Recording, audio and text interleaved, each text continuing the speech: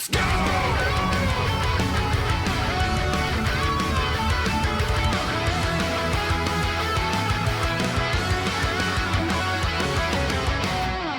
The big thing that popped up today that I really wanted to talk about is a Famitsu interview regarding Guilty Gear Strive information, and something I actually care about, which is the online functionality of Arc System Works games. And Arc System Works games have had very charming lobbies. However, their functionality has never been quite good. All the way up until Dragon Ball FighterZ.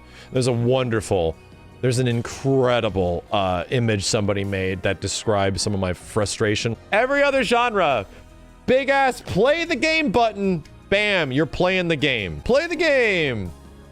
Play the game. Play the game.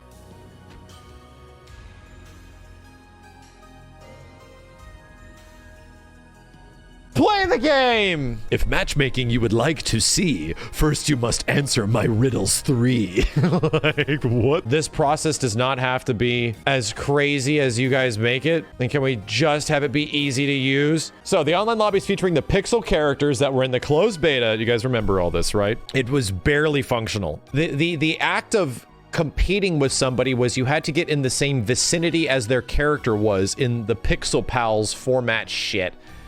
And once you did that, then you had options around that person. But if everyone crowded the area, then it literally wouldn't work. That was actually how you match made. So it was an insane pain in the ass. After the closed beta, their new approach to online as ranked matches, traditional ranked where players will play for points, will not be in Strive. So number one, Guilty Gear Strive will not have traditional ranked matchmaking, which to me is, I guess, also good because you can start to get rid of that stupid yellow, pink, blue square shit, which never helped anybody out in general and always just made your player base act like idiots. That wasn't even in Guilty Gear Strive. That's in a lot of Arc System Works games afterwards, right? I'm sorry, Guilty Gear Xrd. The problem with Guilty Gear Xrd is that its ranked system was so jacked up. Let's actually go on. The idea that ranked is gone now, that playing for points is gone, doesn't really affect me because of this. Replacing ranked will be the floor system that was also shown off in the beta, where players will go between floors based on skill, where each floor will be better suited for each player's aptitude levels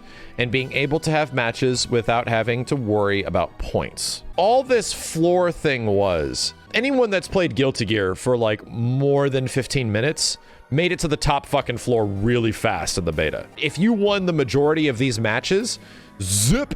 So the people that you were playing at the end of this thing, you were immediately shot to the best, highest skilled players that were available in the game, which number one isn't a great representation of how good players are that should be fighting good players. This is a poor skill-based matchmaking. If you go through people on these lower levels and the matchmaking isn't actually working accordingly, what is representing how you got to the top floor is dumb. Should I be at the highest skill ceiling of the game? Hell no. Should I be up there with like Guilty Gear veterans and shit? Fuck you and fuck no. I know the character's moves and my dumbass legacy skill from like 2001 or some shit. All I'm saying is that this is immediately going to poison the well even more, right? The only thing that I kind of agree with, that I think is actually a decent way to sort of invite players to their online experience not being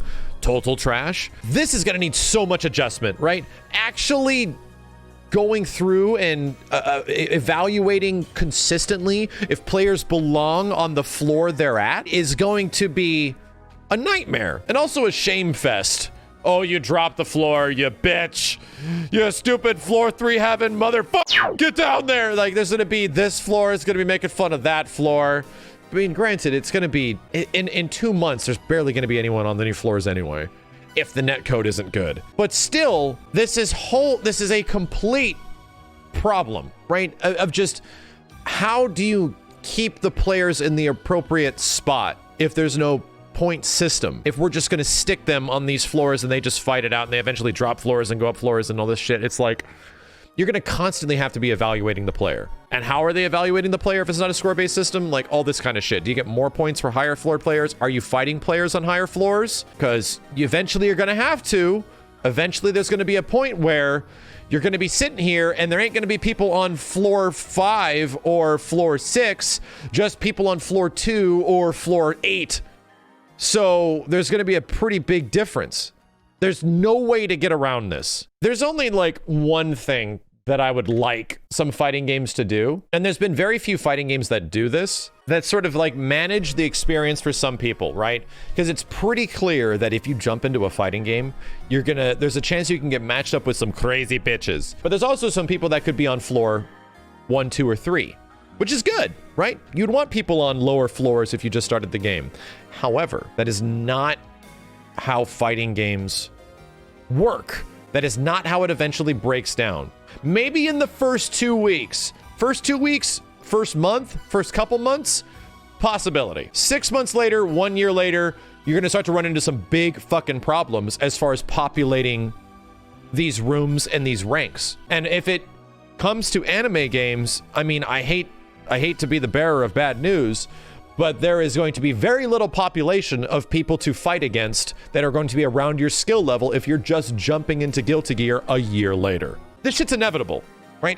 You're just going to run into this problem no matter what, and it's been an issue with fighting games since there has been online matchmaking for them. There is one solution that I think does kind of work, but it still runs into a similar problem. You need new players, right? The great poison of fighting games online, you have to have variety.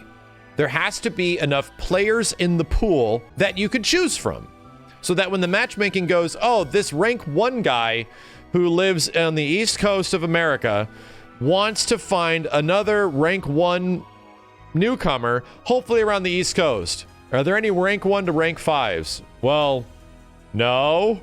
All right, criteria opened. Rank 10s.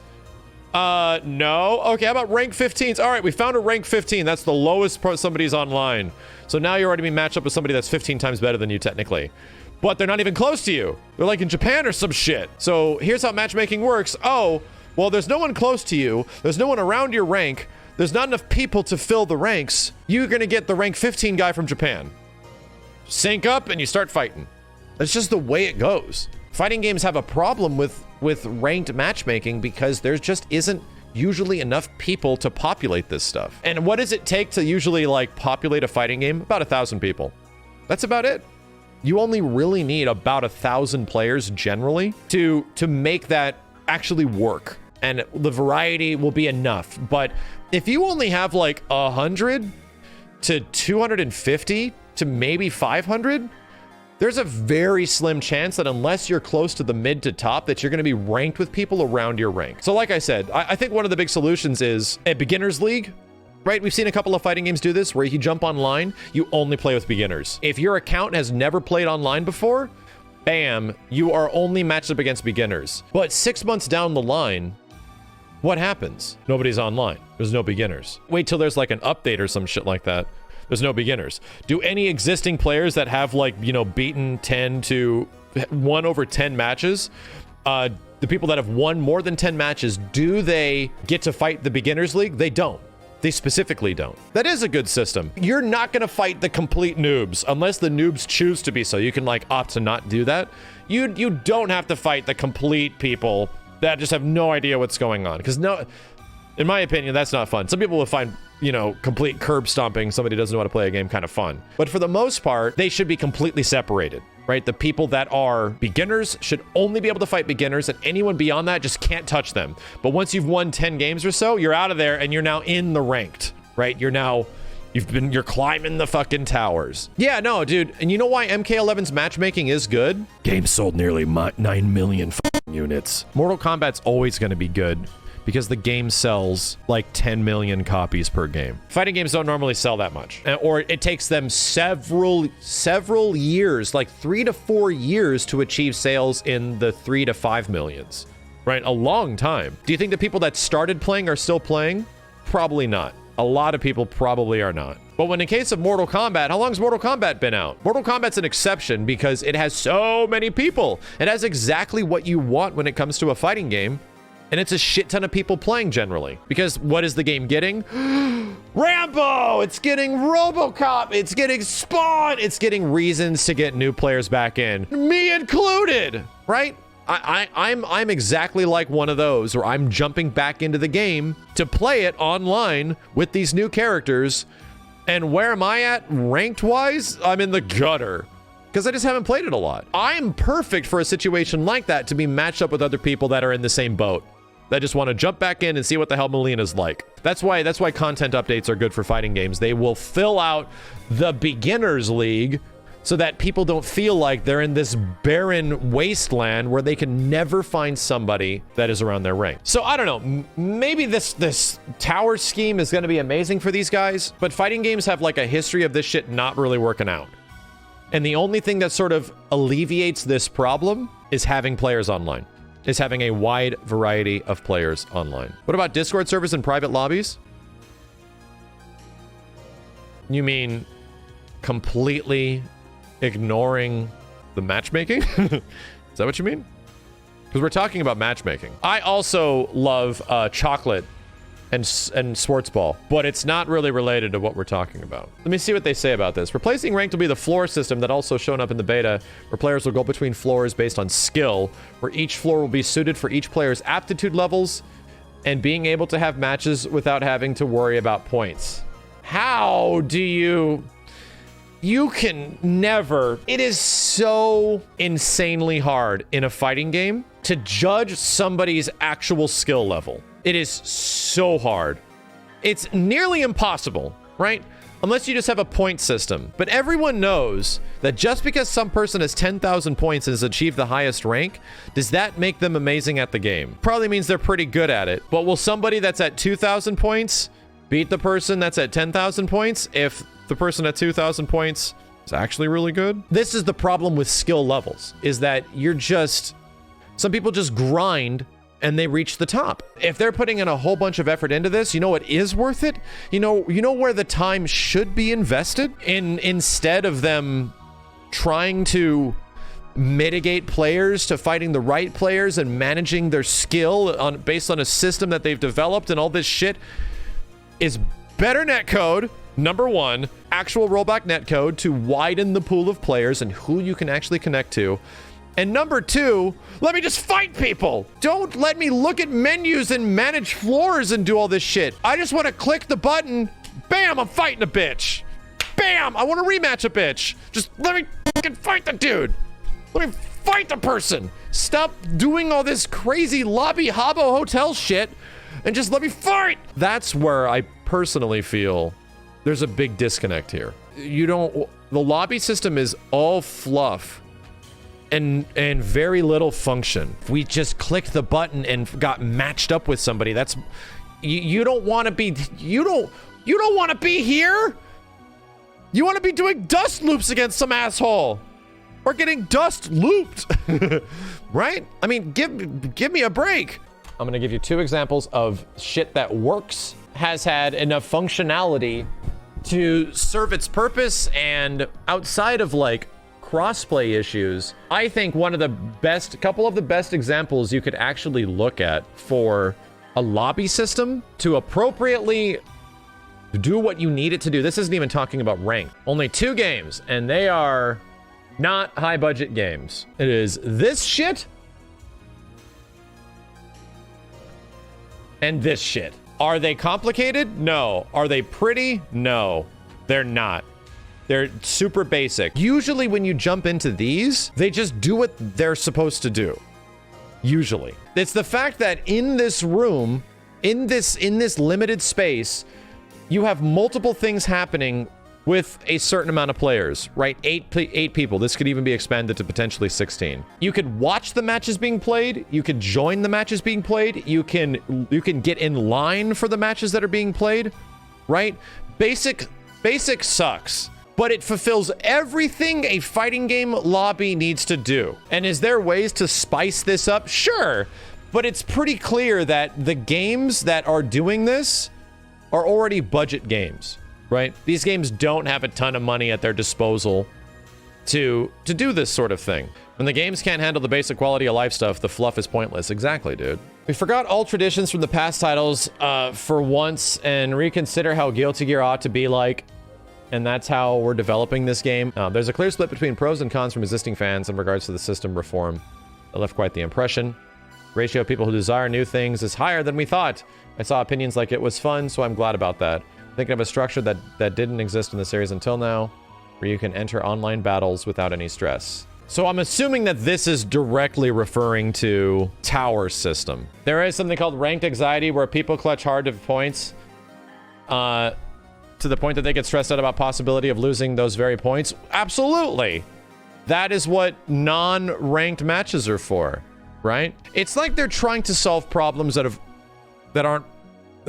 don't need solving. But player matches are full of people that are hella good. It's almost like you're not going to be able to solve this issue in general. This is like an unsolvable f***ing problem in 1v1 games. The only way to solve it is by having a whole bunch of players. More people, more chance for you to get ranked up with somebody that might be around your skill level. More people, more chance that they've played a few matches and the game can actually determine, oh, this person has a 25% win rate. Let's put him against one of the new guys. Because it would be also, you gotta also think of this. You have like a 25% win rate and you're not feeling good about yourself, right? Like you maybe, let's say you win 1 of every 4 matches, 1 of every 5 matches. And it's like, it's rough. But then you're gonna get matched up with somebody that's like brand new. And the game's like, okay, well, here you go. You're gonna get matched up with somebody that's brand new because your win rate isn't that high. And this guy that's brand new, who knows? And guy that's brand new has no experience. He actually has none. So he's gonna fight the dude that is just trying to get better at the game. The dude that has been playing and has a low win rate is probably gonna win in that situation. But what happens? Person with a low win rate feels better. They won. And every losing situation in a fighting game, for one person, the other person feels better in some fashion. So all things considered, when it comes to 1v1 games, it's like they're trying to avoid somebody feeling bad about losing. This is an unsolvable fucking problem. How about the solution is, usually when you lose, you want to just do it again and get back in and try again. I want to try again. People that are jumping into a fighting game aren't assuming that they're going to be the best right at the start. I want to get better. I want to do this again. How about instead of trying to solve this problem of making the players that aren't good only fight other people that aren't good, which is a losing battle no matter what? How about the solution is something that is actually practical, of getting you matched up as soon as fucking possible, of just getting you to the next person as quickly as possible. Don't give your brain time to even dwell on what just happened. Hyper runbacks, right? There needs to be lightning runbacks. That is the solution. The solution is to get you playing again immediately. Immediately. Immediately. That's the solution.